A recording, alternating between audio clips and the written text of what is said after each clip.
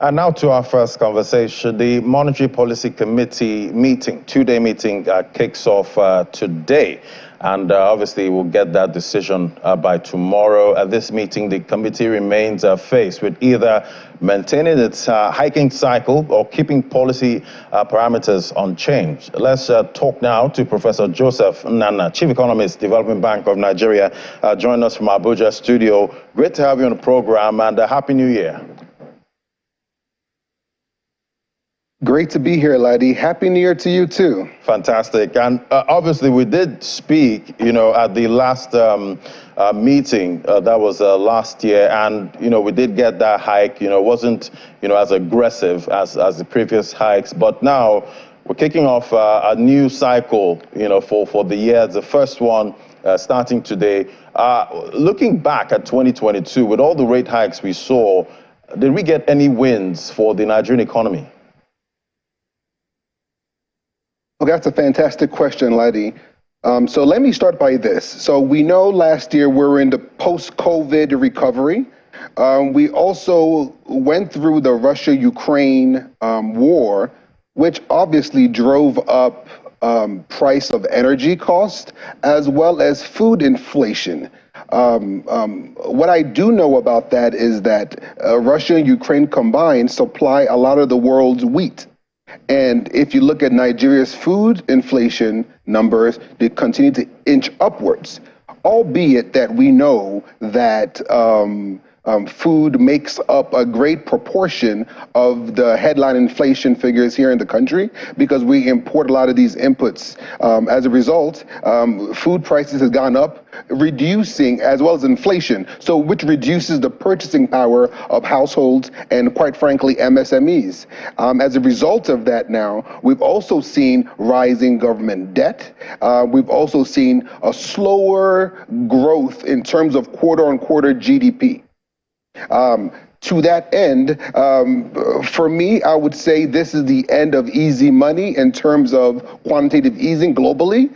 And as it relates to Nigeria, for the wins, we closed 2022 with probably around a 3%, 3.1% GDP growth. Notwithstanding, I feel as though the growth was not inclusive enough because we know there are so many households and MSMEs still struggling, still hoping for the better to happen in the country.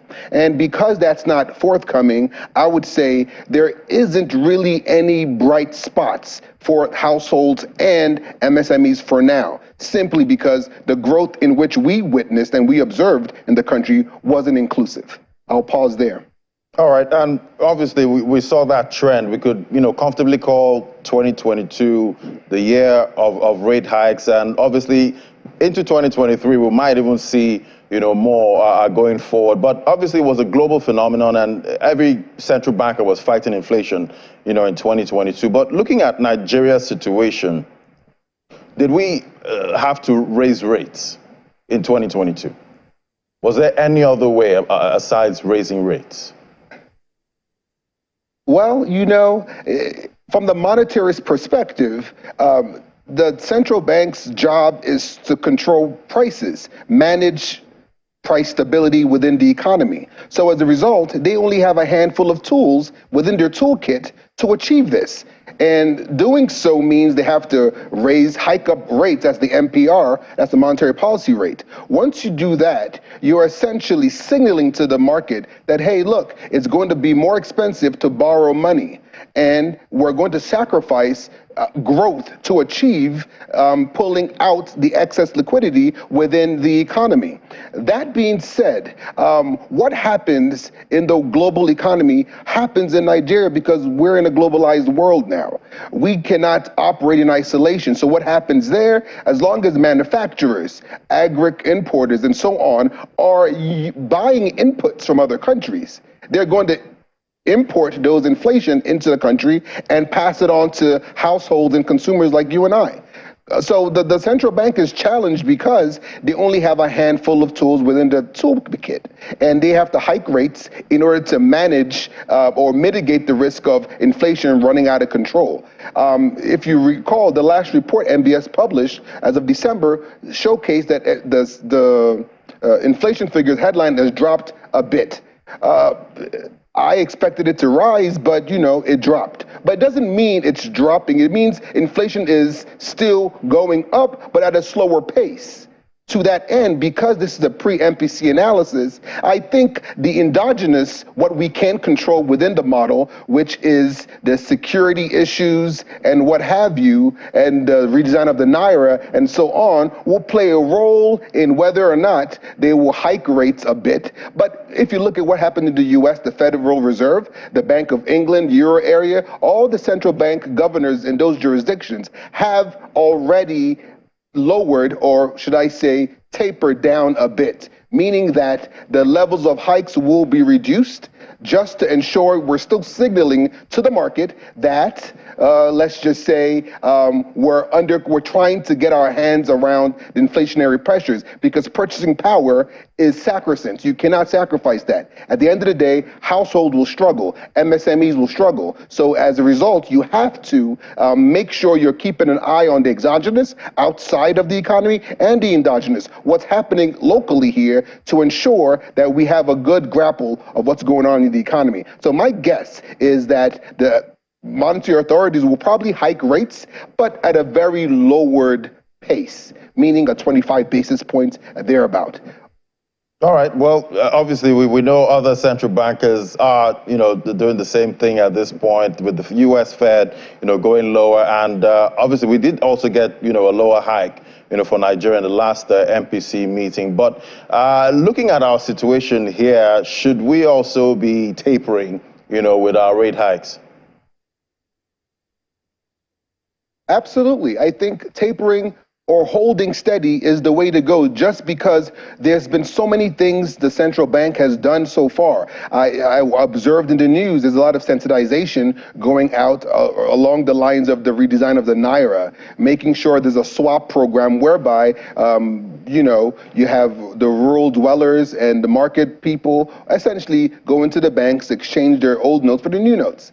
Quite frankly, this is a welcomed intervention, but the truth of the matter is this. I sincerely believe, because the NBS produced a report last year dimensioning the multi-dimensional poverty index, this report is quite instructive for the country, because we've seen, in terms of access to basic infrastructure, we've seen monetary, education, and health.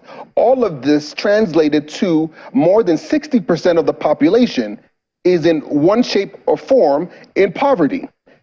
As a result, from the monetary perspective now, when it comes to the paper notes, what I see here is, if the hard deadline holds true, which central bank has said is going to stay on the 31st, that's fine. But we're going to send more people into poverty because of that. I sincerely believe that, because I don't believe everybody in the country is fully aware and has the resources to go into the banking hall to change their notes to the new currency. I'm one person here in Abuja. I actually went to several ATMs to look for the new notes over the weekend. I can tell you that I got some old notes as well as new notes. So as a result of that, for me, I believe the central bank has done considerable work in actually bringing out new notes at all ATMs, but it's now left for the individuals, the population, to now take these notes, or the old notes, and bring it to the banking halls and so on. And if you know most Nigerians like I do, we are always keen on waiting to the last second in order to achieve our objective. So I expect a rush to the banking halls on the last day. That's my suspicion. All right, but looking at this, redesign policy, is there a better way, or do you think there's an easier way to go about this? Could we just let both run together? What's wrong with letting both of them run together for a longer time? Do we really need a deadline? Okay, that's a fair question. In the U.S., we have, you have currencies printed and circulation from 2006, $100 notes in 2006, still in circulation, while the new notes, the new version of the $100 bill is still running side by side with it. We also know King Charles of England and Wales has also said that, not him, but the Bank of England has said his image will show on the pound sterling, which will run side by side with the Queen's image. So if we know in these two jurisdictions we can achieve the same objective, I'm sure it could be done in Nigeria as well.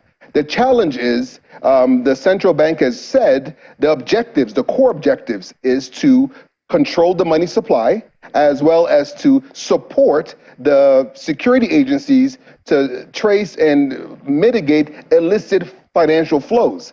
That latter aspect of my statement here essentially tells me all we need to know about the core objective. So if that's the core objective, then the central bank is not willing to risk that intervention by allowing the old notes and the new notes run side by side.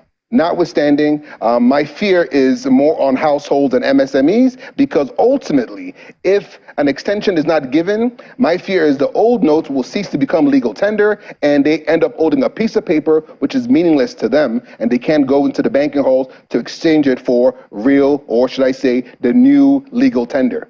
And Prof, looking at all of this, and obviously it's the election starts, next month. How do you see this impacting the Nigerian economy as a whole in 2023? Well, during the election process, I suspect there will be a lot of electioneering happening, so a lot of monies will be in circulation. That is why this redesign is coming full force right now. That's my suspicion.